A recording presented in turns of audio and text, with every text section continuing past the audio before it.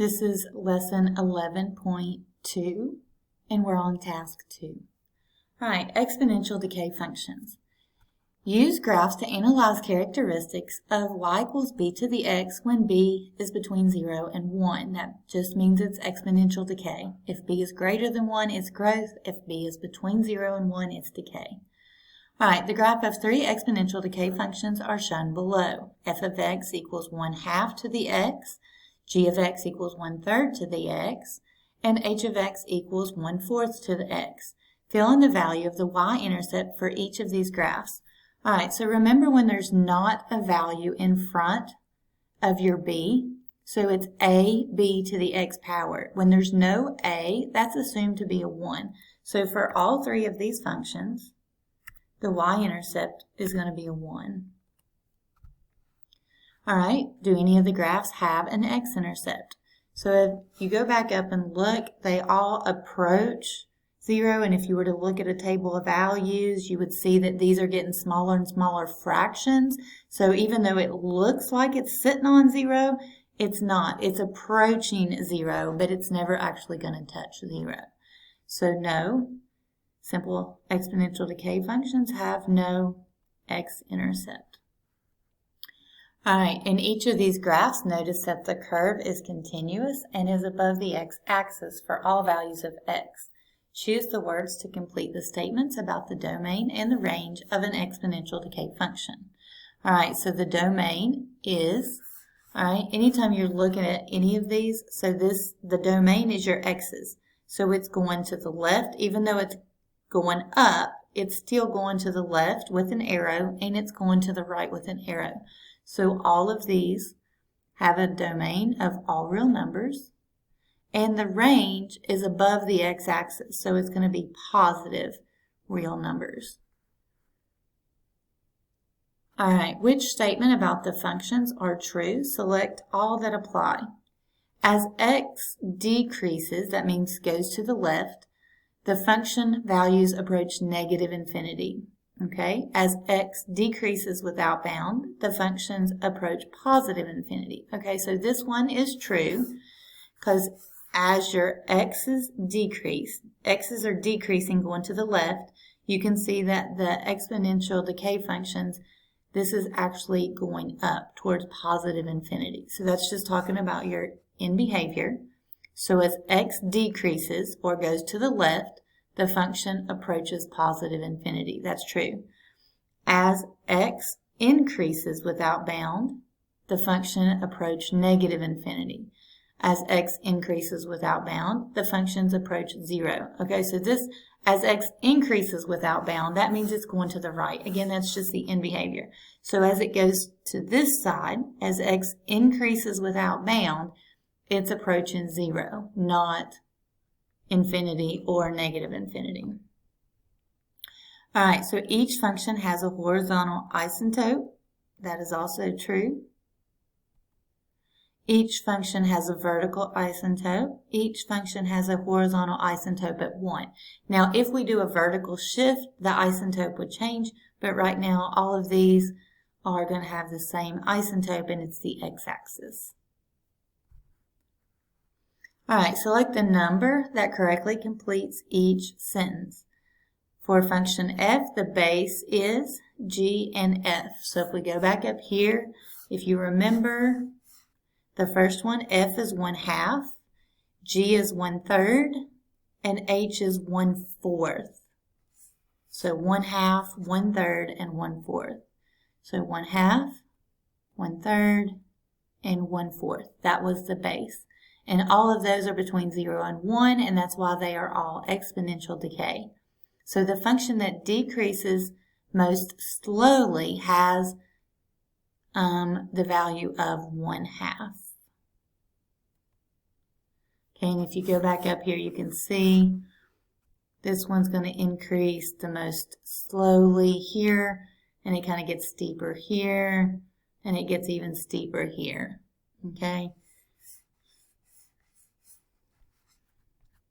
All right, that is all for task 2. If you have any questions, please let me know.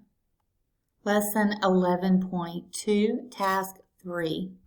Use graphs to analyze characteristics of y equals ab to the x when a is greater than 0, so a is positive, and b is between 0 and 1, so we're looking at exponential decay still. You can use what you know about transformations of the graph of f of x equals b to the x power to graph exponential decay functions of the form g of x equals a times b to the x power. A graph of f of x equals 1/2 to the x is shown. Graph the function g of x equals 3 times 1/2 to the x. All right, so if you remember before, this is your y-intercept and this is your base.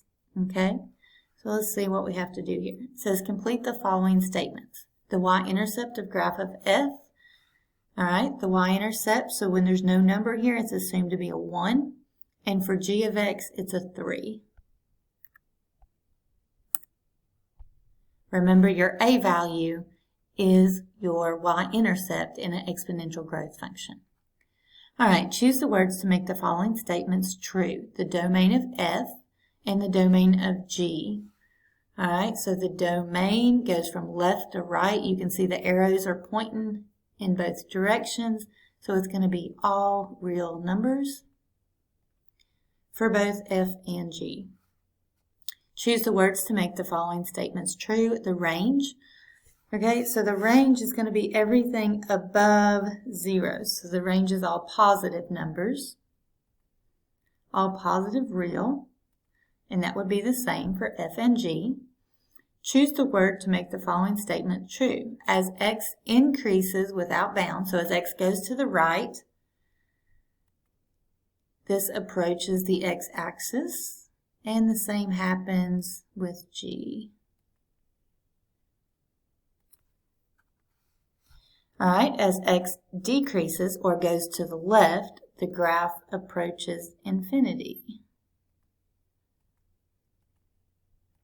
And again, that happens with both 1/2 to the x power and 3 times 1/2 to the x power. All right, so it says of the key characteristics in A through E, what is the only characteristics of the graph that is different? All right, the only thing that changed was the y-intercept. The domain, the range, and the end behavior all stayed the same. So when the A value changed, the y-intercept changed. All right, that's all for task 3. If you have any questions, please let me know. Lesson 11.2, task 4. All right, this says to model exponential decay. Exponential decay functions can be used to model situations that have an initial amount A and a decay rate R, where R is between 0 and 1. In these situations, the base, B, is replaced by the decay factor 1 minus R, and R is just your interest rate. And the exponential decay model becomes f of x equals a times 1 minus r raised to the x power. So again, instead of having a times b to the x, we have a times 1 minus r raised to the x. So we just replace the b with the 1 minus r. And let's look at why that is the same thing. All right, so it says the value of a new vehicle purchased at a price shown depreciates at a rate of 20% each year. What is the value of the vehicle after 8 years? All right, so it shows that this tag is $18,000. So she's just bought a new vehicle for $18,000, but it's going to depreciate at 20% each year. So it says write the function that models this situation. So f of x equals a times your decay rate, which is normally b, but we're going to substitute 1 minus r raised to the x power. A is your y-intercept, or your initial value, so $18,000. And then 1 minus 20% written as a decimal is 0.20, and 1 minus 20% is 0.8. So now you can see that this 0.8 is your decay factor, it's your b, and it's between 0 and 1, and that's how we know it's decay. So 18,000 times 0.8 raised to the x power. Okay?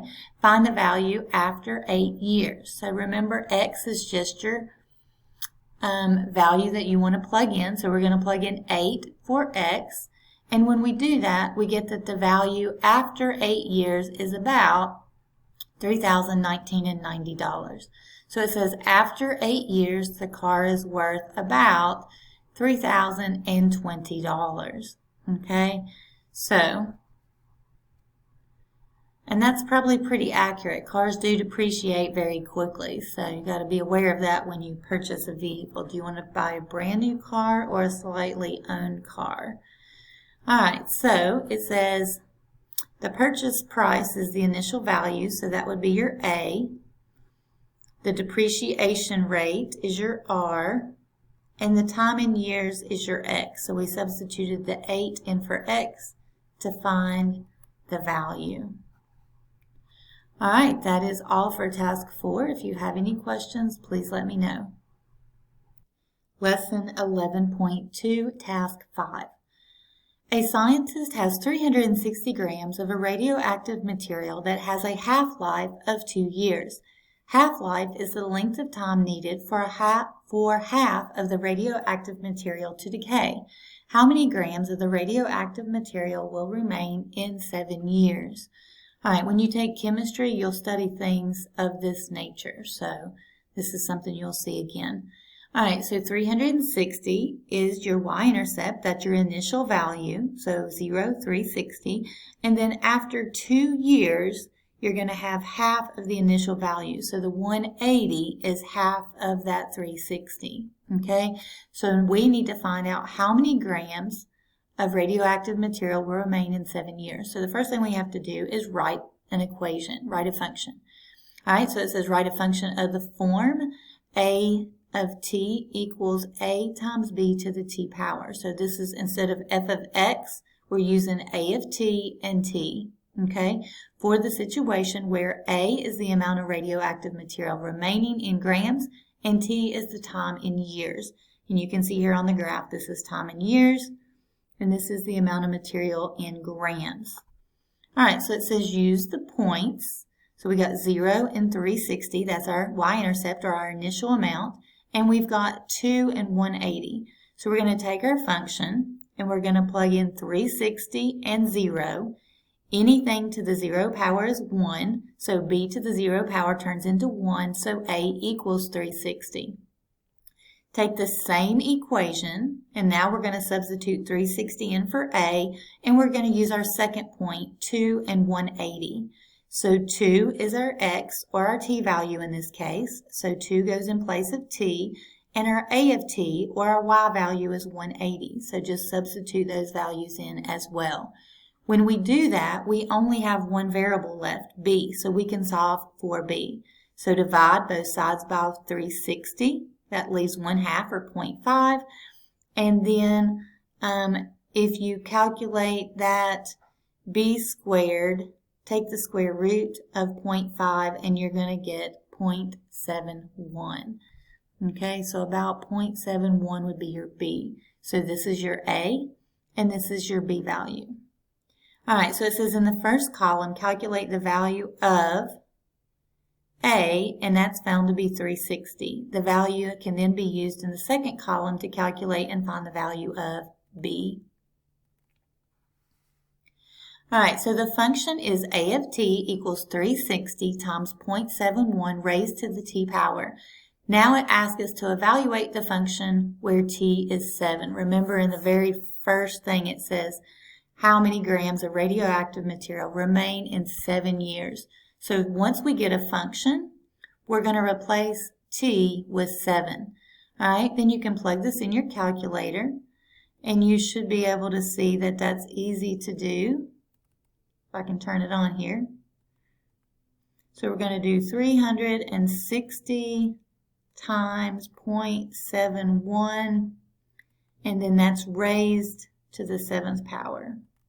And that's going to be about 32.7 grams. So there's about 33 grams of radioactive material after 7 years. So it says on the axis for the independent variable, that's your x, or in this case your t, find the value 7. Estimate the point for the dependent, or your y value, and that should be about the 32.74. All right, that's all for task 5. If you have any questions, please let me know.